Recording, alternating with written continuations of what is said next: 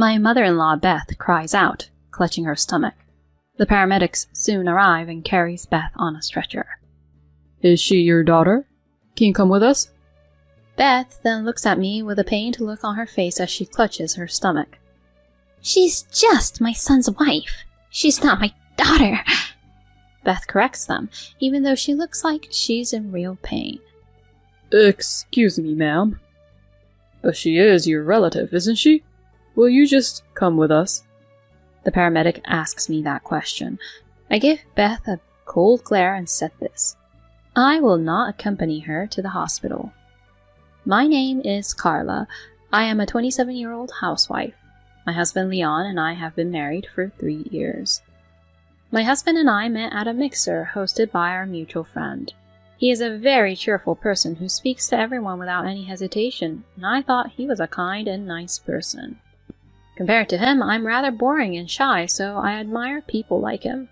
I was sure that he wouldn't even consider me as someone he'd want to get close to seriously, but to my surprise, he began to approach me.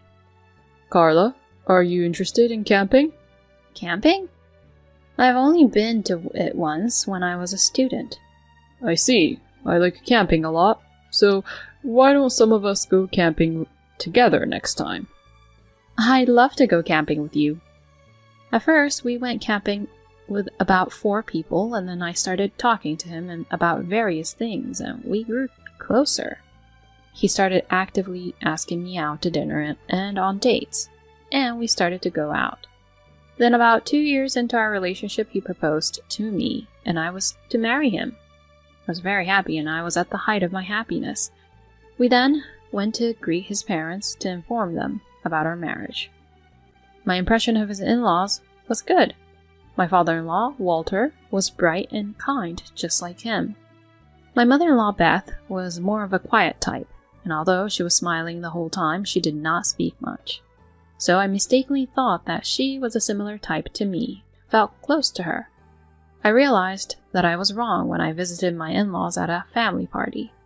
As soon as Beth saw me, she looked at me coldly and said, Hurry up and come to the kitchen and help me. And when I went to the kitchen, she said harshly, You're such a slowpoke. Can't you just get on with it? And she would say harsh things to me. At first, I thought she was acting that way because she was busy. However, Beth was very strict to me and made me clean every nook and cranny of the house. She made me clean places that I thought no one would look at during the party. By the time the dinner party was over, I was exhausted. However, Beth gave me instructions on this and that without even thinking how I feel. Hey, there is an empty glass. Go pour the beer. After giving me these orders, Beth would say something to our relatives to look down on me. Please excuse Carla being a really uncaring wife.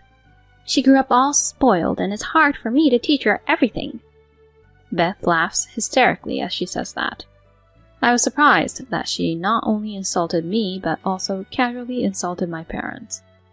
I glanced at my husband, who was drinking a lot of alcohol and making a lot of noise. He didn't seem to care about me at all, which made me feel lonely. That's how Beth was at our first party at my parents-in-law's house. She was not at all like me. She was not at all as quiet as she had been when we greeted each other in marriage. Perhaps she was trying to determine what kind of woman I was at that time. Carla, I am sorry for giving you a hard time. It was Walter who said this to me as I was going back and forth between the kitchen and the living room. My wife has a big attitude like that, and she's a bit of a brat. Leon is our only son, and we had him pretty late, and we spoiled him a bit.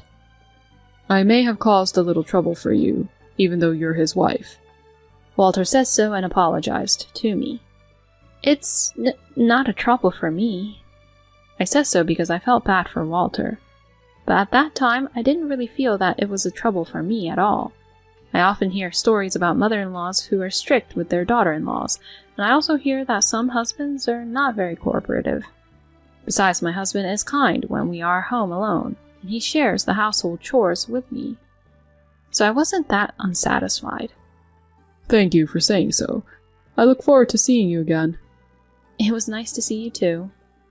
It was also significant that Walter was kind to me in that way. Beth might have a big attitude only at a party like this. I was surprised by this time, but I still thought that I shouldn't assume Beth or my husband to be who they were. After that, I went back to my normal life. My husband is the same as usual. He helps me with housework and he is kind and cheerful.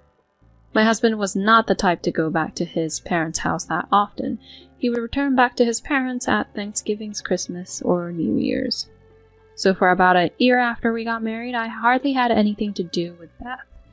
However, that situation changed when Walter was seriously injured in an accident and needed nursing care.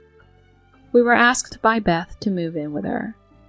Carla, my mom said that, and I'm worried about my dad too, so please, can we live with them? My husband begged me. I was surprised because my husband had never asked me that seriously. Walter's condition must not be good. I was also worried about Walter. That is why I agreed to move in with them. But I didn't think it would be the biggest mistake of my life. We moved into my parents-in-law's house and started living together. Then Beth said to us kindly, "Thank you for coming and taking care of us from now on," she said kindly. Just as I was thinking that Beth's attitude was normal, she said to me, "Well then, I want you to do some housework for me right away." "Excuse me?" "What? You're the wife who married into this house, so it's natural for you to do the housework, isn't it? I want you to vacuum and wipe the floor as soon as possible. What are you doing? Hurry up and move." "Oh, okay." Beth treated me like a slave right after we started living together, and I became worried about my future at once. Beth was not behaving like this because she was busy with family party, but because she has always been like that. Since then, Beth has been pushing me to do all the housework. I work full-time, so I cannot do housework during the day, but Beth complained and forced me to do an unbelievable amount of housework after I came home from work. When I come home from work, I wash the dishes Beth has eaten for lunch, and then I cook dinner, and clean the bath and prepare the bath for her, and also clean up the rooms and the toilet as well. And in the morning, I have to make breakfast in the morning, and Beth even forces me to make my husband's lunch.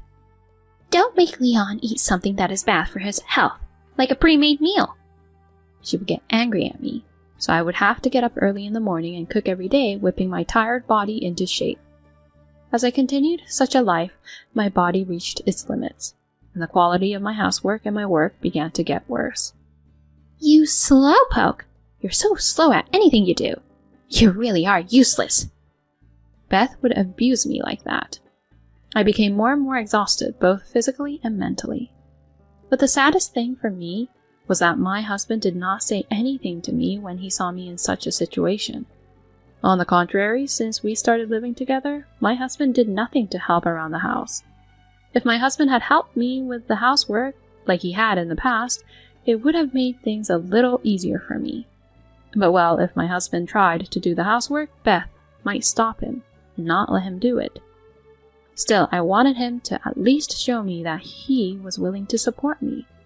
I had no choice but to quit my job because it became too difficult for me to balance housework and work, and I didn't think my body could take it any longer.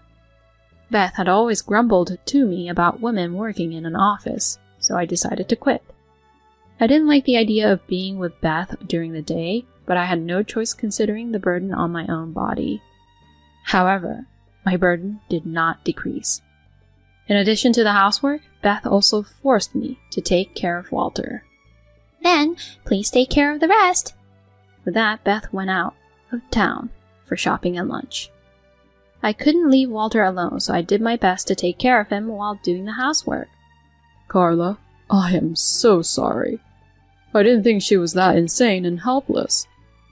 Walter didn't think that Beth would force me to take care of him, and he was quite shocked. I mean, they were a married couple. It would be natural for him to feel sad if he was treated like that by his own wife. I felt sorry for Walter, so I tried to talk to him a lot while I was caring for him. He told me many stories about his past, memories of Beth, and my husband's childhood. I enjoyed talking with Walter very much, and it was the most relaxing time for me because I was busy with housework.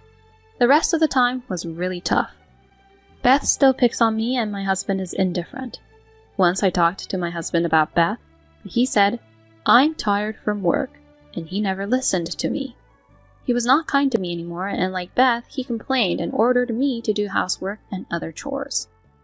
I was considering divorce, but I had already quit my job and my parents live in a rural area, so I could not go home easily. Therefore, I could not take the decision to divorce. A year passed after I spent those difficult days. Walter was getting weaker, and he no longer had the strength to continue to live any longer. In contrast, Beth and my husband became more and more demanding, and I just had enough. Then one day Walter said to me, "Carla, thank you for everything. You have worked hard enough. You should live your own life now." "What does that mean?" "Leave Leon and leave this house." "Huh?" "You are still young. You shouldn't waste your life in a place like this." But I don't have the strength to live on my own." "Leave that to me." "Huh?" "Take the key to this house and leave." "This is..." "I bought the apartment for you, Carla." "What?"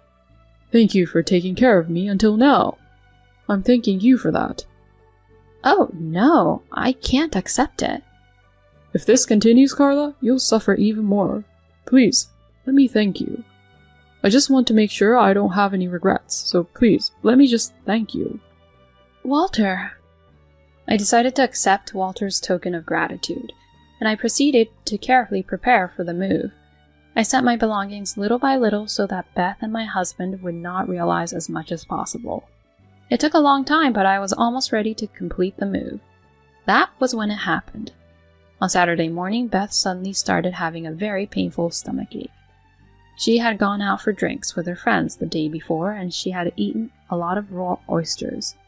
That must be why she was having that stomachache. Beth cowered down with her stomach in her hands. Then my husband started getting ready to go out. I thought he was going to take her to the hospital, but he was looking kind of funny. Then my husband took his large suitcase and said this to me. "Well, I'm off to go camping, so take care of Mom and Dad." I was truly dumbfounded. His own mother was suffering like this, and yet he'd rather go out camping. But I felt it was too much trouble to get angry at my husband, so I said nothing and sent him off. Meanwhile, Beth was on the floor screaming, Call an ambulance. I had no choice but to call an ambulance for her. The paramedics soon arrived and carried Beth on a stretcher. "Is she your daughter? Will you come with us?" Beth then looks at me, holding her stomach and looking distressed. She's just my daughter-in-law. She's not my daughter. Beth corrects them, even though she seems to be in pain. "Oh, I apologize. But you are her relative, right? Can you come with us?" The paramedic asked. I gave Beth a cold stare and said, "I will not accompany her to the hospital. It's been really hard for me because she has been bullying me a lot and even forced me to take care of Walter all on my own. I will be leaving home now. I'm getting a divorce, so I am a stranger to her now." When I said this, Beth said, No way. and was speechless. I didn't care. I went to my room and started packing the rest of my stuff. The paramedics awkwardly carried Beth out. After I finished packing my things, I went to Walter's room. "Walter, thank you so much for your help." "That's my line. Thank you so much. Be happy." Walter waved at me with those final words. I waved back, left Walter's room, and left my parents-in-law's house. Since a few days ago, I had actually called for a care helper when Beth was not around, and the helper will be here today to take care of Walter, so I could move into my new apartment in peace. The apartment Walter bought for me is quite beautiful and spacious, which surprised me. This probably cost $300,000. By the time the move was completed, the process of changing the name to mine had been completed, so the condo was mine now. All that remained was to find a job and make a living on my own. A few hours later, my husband called me all panicked. "Hey, why did you accompany Mom to the hospital? Mom was so angry." "Because there's no obligation for me to accompany her when I'm going to be a stranger, right?" "Huh?" "I'm divorcing you." I left the divorce papers on the table. "Oh no. Why?" Why?